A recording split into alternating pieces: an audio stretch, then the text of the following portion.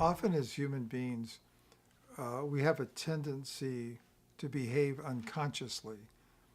That is, we have conscious thoughts and we sort of put them into action in an unquestioning kind of way.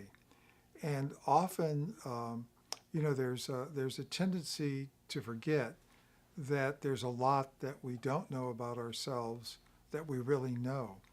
And so the parts of ourselves that we don't know often express themselves unwittingly in our everyday kinds of behaviors.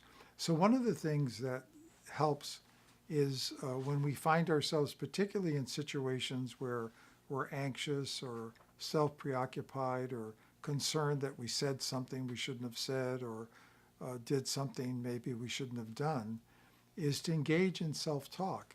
And there's a great quote from an old group psychotherapy text that I recall that's a really good antidote to this tendency.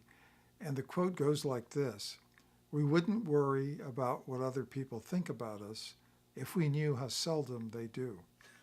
And so it often helps to remind yourself that this other person is not as preoccupied with your behavior or the mistakes you have made, or they're not the critical observer of you, and certainly don't have the venom that we sometimes apply to our own self-observations. So it helps to kind of talk yourself down as if you were a loving friend, or if you've ever had a mentor that can add perspective to your behavior. It can be really, really valuable. And another thing that's helpful is to simply ask yourself a question like, how important is this thing that is consuming my energy and causing me to feel feelings of fret and panic and desperation?